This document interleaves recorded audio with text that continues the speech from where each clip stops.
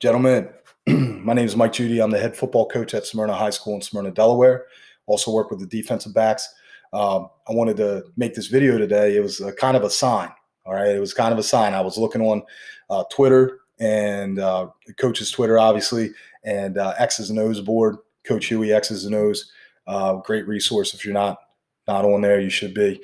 And this came up a couple times over the last week and a half. And I thought, damn, somebody wants answers. So I felt obligated as part of the coaching fraternity to kind of put my 2 cents in.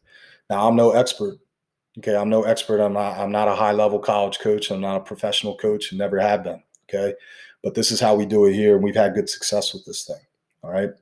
So the question came up, do you need palms or to read and quarters at the high school level? All right. And I'm going to answer this the best I can. We don't put both in officially. We start with to read, and then we add the quarters aspect as an adjustment. Okay, so we teach things as an adjustment to the big concept. It's kind of backwards, I think, from the way that to read came about. I believe to read was originally an adjustment for quarters. Well, we make quarters an adjustment for to read. That's because we don't see ourselves in the scenario of playing quarters that much. Okay, we just don't. So based on what we see. So can you play both and install both as 2 separate coverages? Absolutely. And if you do already, awesome. Like that's what you should be doing then. For us, we don't have a need to do both all the time, but we needed at times to be able to play to read a little differently. All right. And I'm going to teach you, show you that scenario right now. So here's the scenario. Okay. We were getting to read coverage, really simple, or palms. Okay. Corner and free safety are eyes on 2. Alley player is apexed. Okay. He's going to be the seam, right? The seam player, however you define that. Skiff, curl flat, curl, seam, hook to curl, whatever. Okay. These 2 are eye and number 2. If he runs out, corner is going to trap him. Free safety is going to work over top of number 1. Okay. This is the worst case scenario, in my opinion, is we get the trap and then we got an outside release vertical route that the free safety has to get to. In most cases of double width, okay, our kid can get to that kid's vertical route. Okay. We practice the hell out of it, obviously. All right. But there are some scenarios where this is just not as effective. All right. And I'll give you an example. So remember, we're calling to read. Okay. We're calling to read. So let's just say that this is our call to read it. We're reading it, read it. Okay. Here's the scenario. If number 2 is in a tight split, or he's in a tighter than normal split, and or number 1 is in a super plus split. Okay. So if there's enough space between number 1 and number 2, that if we were to switch it and play to read the right way, that the free safety felt he couldn't get over top of number 1. If he felt he couldn't get over top of number 1, then we need to make an adjustment. Okay, we need to make an adjustment. We don't have to full sail change the coverage or change it from 2 high to 1 high or something like that, or change it to man, although you can do those things.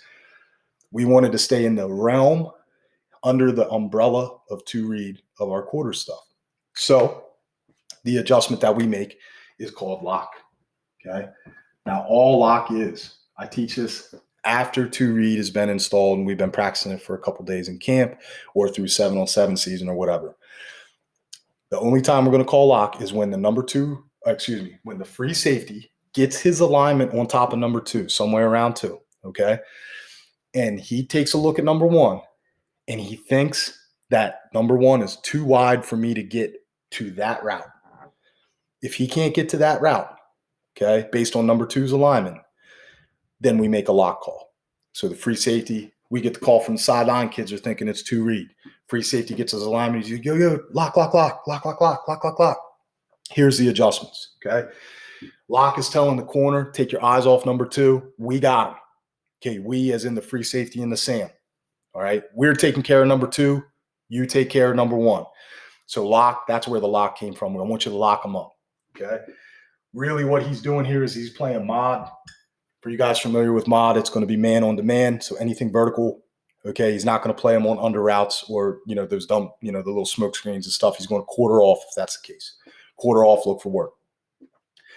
Now, the alley defender, alley defender has to adjust his alignment here. Okay. He might be able to stay apex depending on how wide that kid is, how wide number 2 is. But what we're asking him to do is to get either head up to outside leverage. So if this kid's a wing, we're going to be outside leverage of him. Okay. Inside eye to outside eye. Could be wider, whatever. Okay.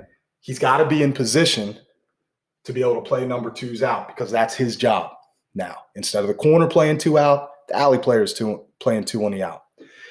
If number 2 is a little bit too wide and the Sam or the alley player feels that he can't still fit in the box, or if there's too much grass in between the open end tackle and that wing, and he feels like he doesn't like that, then he's going to play head up so that he's in a position to do both. He's in a position to carry, and he's in a position to slice inside into that open grass or defeat the block and work outside.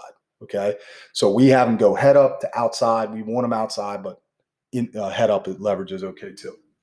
Now the combo, right? The combo coverage aspect is between the Sam and the free safety. Number 2 goes out, Sam takes him. He has them all. He has the wheel, etc. If 2 goes vertical, free safety's taking him everywhere he goes at that point. All right. So now, okay, the leftover kid out of those 3, right? The leftover kid who's not actively engaged in covering that kid's route becomes a robber. Okay, he goes back to that other coverage aspect he has, which is for the alley player, if 2's vert, okay, he's working out under number 1. Okay, he's trying to work out under number 1. All right. He's also, if he can get a collision on number 2, we do it. Okay, try to bang that slot a little bit. If 2 runs out, okay, the free safety now is in that what we call robber. It's not traditional robber, but what we call robber eyes. Okay. So where are you going to go? Well, we're looking for work. My eyes are on 2 anyway. So this is kind of how I teach them. It may be right. It may be wrong. 2 goes out. My eyes are following him anyway. I confirm that he's out. I'm already looking over here. My eyes snap to 1. Okay. If number 1 is outside release of that corner, then I start to get depth, get my eyes to number 1, get my eyes to the quarterback. Okay. Which has resulted in times of this kid making a play, melting into the middle third of the field. Okay. Because the quarterback eyes were taking him there. All right. If number 1 is running something that's an in-breaker, okay, with that sort of leverage where he works inside and tries to stack, get on the kid's inside shoulder and break off, okay, that's not an outside release, so I'm going to stay right here. I'm going to stay right here in that post hole, and I'm going to work. Okay, I'm going to go underneath the posts. I'm going to drive down on shorter in-breakers, okay, and I'm going to try to make the play on that thing. All right, so we teach, just again, to recap, we teach 2 read as the base, and then we found that we had to make adjustments based on certain formations or certain widths, all right, to be able to play quarters. Hope that helps. Find me on Twitter, Coach Mike Judy. You can DM me, whatever. I'll be putting out some more videos, when content comes across my face. All right. Take care, guys.